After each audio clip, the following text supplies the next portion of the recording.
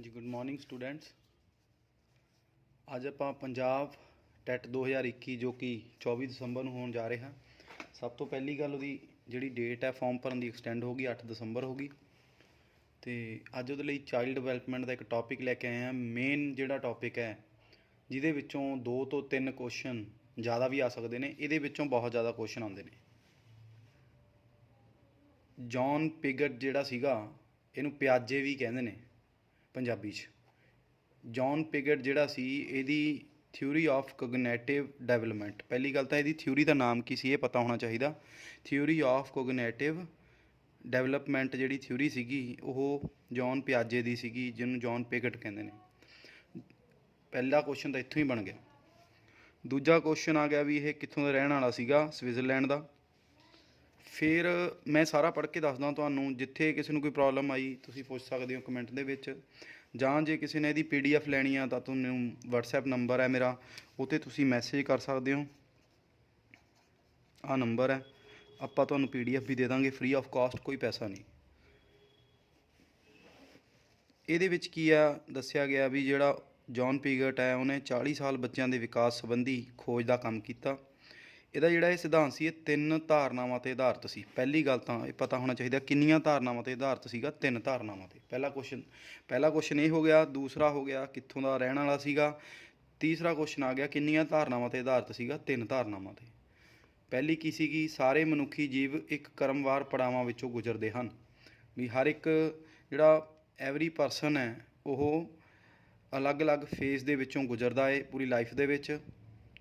ਦੂਸਰਾ ਕੀ ਹੈ, ਉਹ ਇੱਕ ਵਿਸ਼ੇਸ਼ ਉਮਰ ਦੇ ਇੱਕ ਪੜਾਅ ਤੋਂ ਦੂਜੇ ਪੜਾਅ ਵਿੱਚ ਜਾਂਦੇ ਹਨ, ਮਤਲਬ 1 ਏਜ ਟੂ 2nd ਏਜ ਦਾ ਜਿਹੜਾ ਆਪਣਾ ਫੇਜ਼ ਆਉਂਦਾ ਉਹਦੇ ਵਿੱਚ ਆਪਾਂ ਜਾਂਦੇ ਹਾਂ। ਜਿਵੇਂ ਪਹਿਲਾਂ ਬੱਚਾ ਹੋ ਗਿਆ, ਫਿਰ ਅੱਗੇ ਯੰਗ ਏਜ ਆ ਜਾਂਦੀ ਹੈ, ਫਿਰ ਅੱਗੇ ਇੱਦਾਂ ਜਿਹੜੇ ਪੜਾਅ ਬਣਦੇ ਜਾਂਦੇ ਨੇ, ਇਹ ਦੱਸਿਆ ਗਿਆ।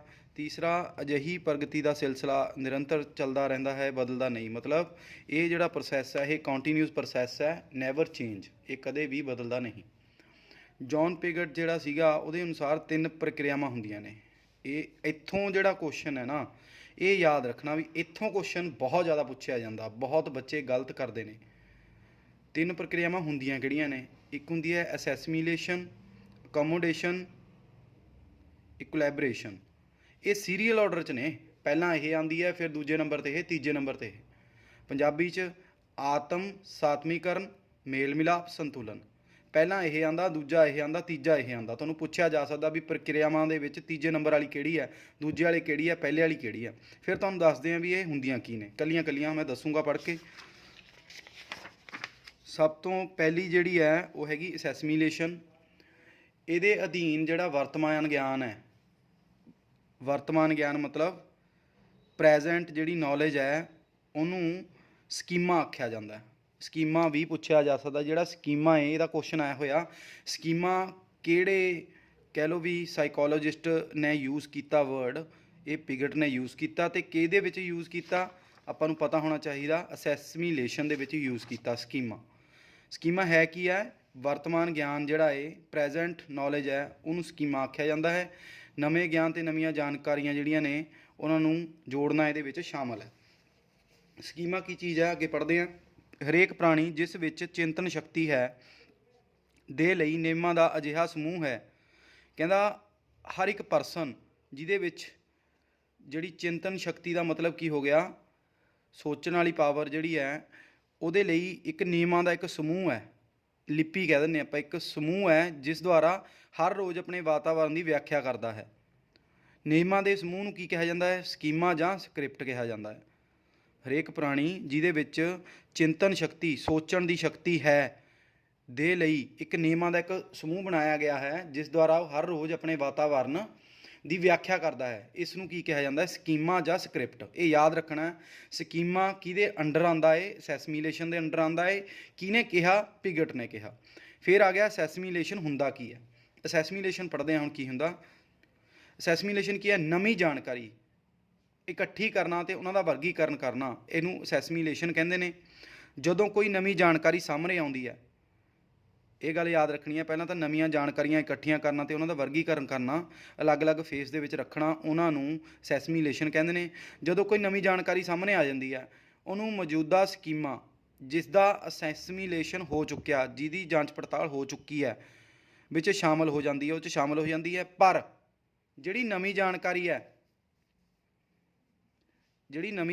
ਹੈ, ਉਹਦੇ ਨਾਲ ਅਸੈਸੀਮੀਲੇਸ਼ਨ ਤਾਂ ਹੀ ਸੰਭਵ ਹੈ ਜੇ ਪਹਿਲਾਂ ਤੋਂ ਮੌਜੂਦ ਸਕੀਮਾਂ ਜਾਂ ਜਾਣਕਾਰੀਆਂ ਵਿੱਚ ਆਪਸੀ ਵਿਰੋਧ ਪੈਦਾ ਨਾ ਹੋ ਸਕੇ। ਇਹਦਾ ਮਤਲਬ ਕੀ ਹੈ, ਹੁਣ ਮੈਂ ਸਮਝਾਉਂਦਾ।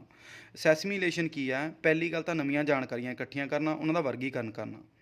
ਦੂਸਰਾ ਕੀ ਹੈ ਵੀ ਜਦੋਂ ਵੀ ਕੋਈ ਨਵੀਂ ਜਾਣਕਾਰੀ ਆਉਂਦੀ ਹੈ, ਉਹ ਸਕੀਮਾਂ ਦੇ ਵਿੱਚ ਤਾਂ ਹੀ ਸ਼ਾਮਲ ਹੋ ਸਕਦੀ ਹੈ ਜੇ ਉਹ ਪਹਿਲਾਂ ਤੋਂ ਇਕੱਠੀਆਂ ਜਾਣਕਾਰੀਆਂ, ਜਿੰਨਾ ਵੀ ਕੁਝ ਪਹਿਲਾਂ ਤੋਂ ਇਕੱਠਾ ਏ, ਉਹਦੇ ਵਿਚਕਾਰ ਕੋਈ ਵਿਰੋਧ ਪੈਦਾ ਨਾ ਕਰੇ, ਉਹਨੂੰ ਗਲਤ ਸਾਬਿਤ ਨਾ ਕਰੇ, ਤਾਂ ਹੀ ਆਪਾਂ ਉਹਨੂੰ ਸਕੀਮਾਂ ਦੇ ਵਿੱਚ ਲਿਆ ਸਕਦੇ ਹਾਂ। ਅਸੈਸੀਮੀਲੇਸ਼ਨ ਨੂੰ ਪਤਾ ਲੱਗ ਗਿਆ ਹੋਊਗਾ ਵੀ ਨਵੀਆਂ ਜਾਣਕਾਰੀਆਂ ਇਕੱਠੀਆਂ ਕਰਨੀਆਂ, ਅਤੇ ਕੋਈ ਨਵੀਂ ਜਾਣਕਾਰੀ ਜਿਹੜੀ ਸਾਹਮਣੇ ਆਈ ਹੈ ਉਹਨੂੰ ਆਪਾਂ ਮੌਜੂਦਾ ਸਕੀਮਾਂ, ਠੀਕ ਹੈ, ਉਹਦੇ ਵਿੱਚ ਤਾਂ ਹੀ ਲਿਆ ਸਕਦੇ ਹਾਂ ਜੇ ਉਹ ਪਹਿਲਾਂ ਤੋਂ ਮੌਜੂਦ ਜਾਣਕਾਰੀਆਂ ਦੇ ਵਿੱਚ ਕੋਈ ਵੀ ਵਿਰੋਧ ਪੈਦਾ ਨਾ ਕਰੇ। ਨੰਬਰ 2 ਆ ਗਿਆ ਅਕਮੋਡੇਸ਼ਨ। ਅਕਮੋਡੇਸ਼ਨ ਕੀ ਹੁੰਦੀ ਹੈ? ਇਹਦੇ 'ਚ ਕੀ ਹੈ? ਇਸ ਵਿੱਚ ਕਈ ਜਾਣਕਾਰੀਆਂ ਅਤੇ ਅਨੁਭਵਾਂ ਦੇ ਨਤੀਜੇ ਵਜੋਂ ਮੌਜੂਦਾ ਗਿਆਨ ਸਕੀਮਾਂ ਵਿੱਚ ਬਦਲਾਅ ਕਰਨਾ ਸ਼ਾਮਿਲ ਹੈ।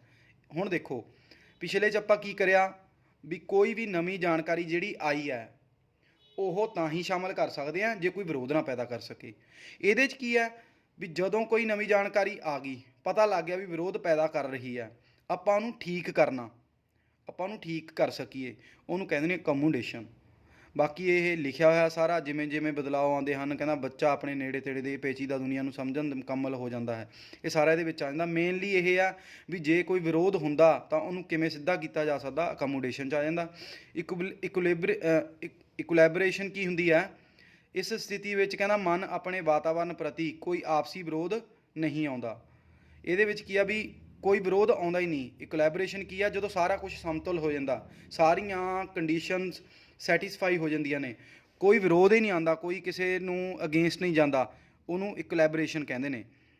ਮਤਲਬ ਅਸੈਸੀਮੀਲੇਸ਼ਨ ਐਂਡ ਅਕਮੋਡੇਸ਼ਨ ਦੁਆਰਾ ਸੰਤੁਲਨ ਦੀ ਸਥਿਤੀ ਜਿਹੜੀ ਆ ਅਕਸਰ ਕੀਤੀ ਜਾਂਦੀ ਹੈ, ਅਤੇ ਇਕੁਲੈਬਰੇਸ਼ਨ ਜਿਹੜਾ ਇਹ ਅਜਿਹਾ ਸਾਧਨ ਹੈ ਜਿਸ ਦੁਆਰਾ ਸੰਤੁਲਨ ਦੀ ਸਥਿਤੀ ਪ੍ਰਾਪਤ ਕੀਤੀ ਜਾਂਦੀ ਹੈ। ਇਹਨਾਂ ਦੇ ਨਾਲ ਅਸੈਸੀਮੀਲੇਸ਼ਨ ਅਤੇ ਅਕਮੋਡੇਸ਼ਨ ਦੇ ਨਾਲ ਸੰਤੁਲਨ ਦੀ ਸਥਿਤੀ ਬਣਾਈ ਜਾਂਦੀ ਹੈ, ਬਟ ਇਕੁਲੈਬਰੇਸ਼ਨ ਦੇ ਨਾਲ ਸੰਤੁਲਨ ਦੀ ਸਥਿਤੀ ਪ੍ਰਾਪਤ ਕੀਤੀ ਜਾਂਦੀ ਹੈ। ਇਹਦੇ ਲਈ ਵੀ 3 ਗੱਲਾਂ ਹੁੰਦੀਆਂ ਨੇ ਇਕੁਲੈਬਰੇਸ਼ਨ ਦੇ ਲਈ। ਇਹ 3 ਗੱਲਾਂ ਕਿਹੜੀਆਂ ਹੁੰਦੀਆਂ ਨੇ? ਅਸੀਂ ਆਪਣੇ ਵਿਚਾਰਾਂ ਪ੍ਰਤੀ ਸੰਤੁਸ਼ਟ ਹੁੰਦੇ ਹਾਂ, ਅਤੇ ਅਜਿਹਾ ਕਿਹਾ ਜਾ ਸਕਦਾ ਹੈ ਕਿ ਅਸੀਂ ਸੰਤੁਲਨ ਦੀ ਸਥਿਤੀ ਵਿੱਚ ਹਾਂ। ਪਹਿਲਾ ਵਿਚਾਰ, ਇਹ ਯਾਦ ਕਰਨੇ ਤੁਸੀਂ ਐਜ਼ ਇਟ ਹੀ, ਇਹਨਾਂ 'ਚ ਕੋਈ ਚੇਂਜ ਨਹੀਂ ਹੋ ਸਕਦਾ ਜੋ ਉਹਨਾਂ ਨੇ ਲਿਖਤਾ। ਦੂਜਾ ਕੀ ਹੈ? ਜੇ ਸਾਨੂੰ ਆਪਣੇ ਵਿਚਾਰਾਂ ਵਿੱਚ ਕਿਸੇ ਘਾਟ ਦੀ ਜਾਣਕਾਰੀ ਮਿਲੇ ਤਾਂ ਅਸੀਂ ਅਸੰਤੁਸ਼ਟ ਹੋ ਜਾਂਦੇ ਹਾਂ, ਅਤੇ ਅਜਿਹੀ ਸਥਿਤੀ ਦੇ ਵਿੱਚ ਅਸੀਂ ਅਸੰਤੁਲਨ ਵਿੱਚ ਪ੍ਰਵੇਸ਼ ਕਰ ਜਾਂਦੇ ਹਾਂ। ਤੀਜਾ ਕੀ ਹੈ? ਅਸੀਂ ਹੋਰ ਜ਼ਿਆਦਾ ਵਧੀਆ ਵਿਚਾਰ ਵੱਲ ਵੱਧਦੇ ਹਾਂ, ਅਸੀਂ ਆਪਣੀ ਵਿਰੋਧਾਂ ਨੂੰ ਖਤਮ ਕਰਕੇ ਮੁੜ ਸੰਤੁਲਨ ਦੀ ਸਥਿਤੀ ਵਿੱਚ ਆ ਸਕਦੇ ਹਾਂ। ਤਿੰਨ ਚੀਜ਼ਾਂ ਹੁੰਦੀਆਂ ਨੇ ਇਹਦੇ ਵਿੱਚ, ਜਿਹੜੀਆਂ 3 ਸਟੈਪ ਕਿਹੜੇ ਨੇ? ਨੰਬਰ ਪਹਿਲਾ ਵੀ ਜੇ ਕੋਈ ਵਿਰੋਧ ਆ ਗਿਆ ਤਾਂ ਆਪਾਂ ਉਹਨੂੰ ਦੂਰ ਕਰ ਸਕਦੇ ਹਾਂ। ਪਹਿਲੀ ਗੱਲ ਇਹ ਆ ਵੀ ਆਪਾਂ ਸੰਤੁਸ਼ਟ ਹੁੰਦੇ ਹਾਂ ਸਾਰੇ ਕਾਸੇ ਤੋਂ। ਦੂਜਾ ਕੀ ਹੈ ਵੀ ਜੇ ਕੋਈ ਵਿਚਾਰ ਜੀ ਘਾਟ ਹੋ ਜਾਵੇ, ਵਿਚਾਰਾਂ ਦੇ ਵਿੱਚ ਘਾਟ ਹੋ ਜਾਵੇ, ਵਿਰੋਧ ਆ ਜਾਵੇ, ਤਾਂ ਅਸੰਤੁਲਨ ਦੀ ਸਥਿਤੀ 'ਚ ਆ ਜਾਂਦੇ ਹਾਂ। ਤੀਜੀ ਗੱਲ, ਆਪਾਂ ਅਸੰਤੁਲਨ ਜਿਹੜਾ ਏ ਉਹਨੂੰ ਦੂਰ ਕਰਨ ਦੇ ਲਈ ਆਪਣੇ ਵਿਚਾਰ ਹੋਰ ਵਧੀਆ ਕਰ ਸਕਦੇ ਹਾਂ, ਵਿਰੋਧ ਖਤਮ ਕਰਕੇ ਮੁੜ ਸੰਤੁਲਨ ਦੀ ਸਥਿਤੀ ਪ੍ਰਾਪਤ ਕਰ ਸਕਦੇ ਹਾਂ। ਕਨਕਲੂਜਨ 'ਚ ਮੈਂ ਲਿਖਿਆ ਹੋਇਆ ਸਾਰਾ ਕੁਝ ਵੀ ਅਸੀਂ ਕਹਿ ਸਕਦੇ ਹਾਂ ਅਸੈਸੀਮੀਲੇਸ਼ਨ ਕੀ ਹੈ? ਅਜਿਹੀ ਪ੍ਰਕਿਰਿਆ ਜਿਸ ਦੇ ਆਧਾਰ 'ਤੇ ਸਕੀਮਾਂ ਨੂੰ ਸੰਗਠਿਤ ਅਤੇ ਵਿਕਸਿਤ ਕੀਤਾ ਜਾਂਦਾ ਹੈ। ਨਵੀਂ ਜਾਣਕਾਰੀ ਨੂੰ ਤਾਂ ਹੀ ਸ਼ਾਮਿਲ ਕੀਤਾ ਜਾ ਸਕਦਾ ਹੈ ਜੇ ਉਹ ਆਪਸੀ ਵਿਰੋਧ ਪੈਦਾ ਨਾ ਕਰੇ। ਜੇ ਆਪਸੀ ਵਿਰੋਧ ਦੀ ਜਾਣਕਾਰੀ ਪ੍ਰਾਪਤ ਹੁੰਦੀ ਹੈ ਤਾਂ ਸਕੀਮਾਂ ਵਿੱਚ ਬਦਲਾਅ ਕੀਤਾ ਜਾਂਦਾ ਹੈ, ਇਸ ਨੂੰ ਅਕਮੋਡੇਸ਼ਨ ਕਹਿੰਦੇ ਹਨ। ਅਤੇ ਕੋਲੈਬੋਰੇਸ਼ਨ ਕੀ ਹੈ? ਵਿਅਕਤੀ ਦੁਆਰਾ ਇਹ ਸਥਿਤੀ ਆਪ ਪ੍ਰਾਪਤ ਕੀਤੀ ਹੈ। ਚੰਗੀ ਤਰ੍ਹਾਂ ਕਨਕਲੂਜਨ ਪੜ੍ਹ ਲਓ, ਸਾਰਾ ਸਮਝ ਆ ਜਾਊਗਾ ਵੀ ਹੈ ਕੀ। ਫਿਰ ਆ ਗਿਆ ਜੀ ਆਪਣਾ ਮੇਜਰ ਸਟੇਜਿਸ। ਇਹਦੀਆਂ ਸਟੇਜਿਸ ਕਿਹੜੀਆਂ ਨੇ ਮੇਜਰ? ਇਹ ਕੁਐਸਚਨ ਵੀ ਇਹਦੇ 'ਚੋਂ ਪੁੱਛਿਆ ਜਾ ਸਕਦਾ। ਪਹਿਲੀ ਗੱਲ ਤਾਂ ਪਿਗਟ ਦੀਆਂ ਕਿੰਨੀਆਂ ਸਟੇਜਿਸ ਨੇ? ਥਿਊਰੀ ਦੀਆਂ 4 ਸਟੇਜਿਸ ਨੇ, 1 2 3 4। ਠੀਕ ਹੈ ਜੀ। ਪਹਿਲੀ ਸਟੇਜ ਹੈ ਸੈਂਸਰੀ ਮੋਟਰ। ਇਹਦੇ ਵਿੱਚ ਜਿਹੜੀ ਏਜ ਆ ਬੱਚੇ ਦੀ 0 ਤੋਂ 2 ਸਾਲ ਦੀ ਹੁੰਦੀ ਹੈ। ਪ੍ਰੀ ਆਪਰੇਸ਼ਨਲ ਦੀ ਹੁੰਦੀ ਹੈ 2 ਤੋਂ 6 ਸਾਲ। ਕੰਕਰੀਟ ਜਿਹੜੀ ਆਪਰੇਸ਼ਨਲ ਹੁੰਦੀ ਹੈ 7 ਤੋਂ 11, ਅਤੇ ਫਾਰਮਲ ਆਪਰੇਸ਼ਨਲ ਹੁੰਦੀ ਹੈ 12 ਤੋਂ ਉੱਪਰ, 12 ਜਾਂ 12 ਤੋਂ ਉੱਪਰ। ਹੁਣ ਇਹਦੀਆਂ ਮੇਜਰ ਅਚੀਵਮੈਂਟਸ ਕੀ ਨੇ, ਅਗਰ ਨਹੀਂ ਦਿਖ ਰਹੀਆਂ ਤਾਂ ਥੋੜ੍ਹਾ ਜਿਹਾ ਜ਼ੂਮ ਕਰ ਦਿੰਦੇ ਹਾਂ ਇਹਨੂੰ।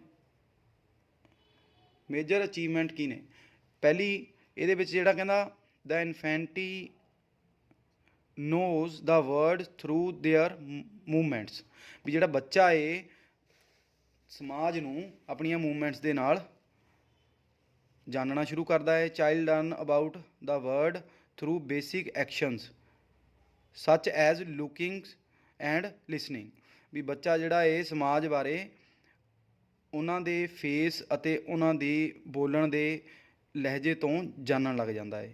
ਦੂਜਾ ਆ ਗਿਆ ਪ੍ਰੀ ਆਪਰੇਸ਼ਨਲ, ਇਹਦੀਆਂ ਕਰੈਕਟਰਿਸਟਿਕਸ ਕੀ ਨੇ, ਵੀ ਜਿਹੜਾ children begin to think symbolically, ਬੱਚਾ ਸੋਚਣਾ ਸ਼ੁਰੂ ਕਰ ਦਿੰਦਾ ਹੈ, ਅਤੇ learn to use words and pictures to represent objects, ਅਤੇ ਵਰਡਸ ਨੂੰ ਕਿੱਦਾਂ ਯੂਜ਼ ਕਰਨਾ, ਪਿਕਚਰਸ ਦੇ ਦੁਆਰਾ ਆਬਜੈਕਟਸ ਨੂੰ ਰੀਪ੍ਰਜੈਂਟ ਕਰਨਾ, ਇਹ ਸਭ ਸਿੱਖ ਜਾਂਦਾ ਬੱਚਾ। ਫਿਰ ਆ ਜਾਂਦਾ ਜੀ ਕੰਕਰੀਟ ਆਪਰੇਸ਼ਨਲ ਦੇ ਵਿੱਚ 7 ਤੋਂ 11 ਵਾਲੀ ਦੇ ਵਿੱਚ ਕੀ ਆ ਜਾਂਦਾ, during this stage children begin to thinking logically about concrete events. ਫਿਰ ਆ ਜਾਂਦਾ, ਇਹ ਸਾਰੇ ਪਤਾ ਹੋਣੇ ਚਾਹੀਦੇ ਨੇ ਵੀ ਇਹ 'ਚ ਕੀ ਕਰਦਾ ਬੱਚਾ, ਇਹਦੇ 'ਚ ਕੀ ਕਰਦਾ।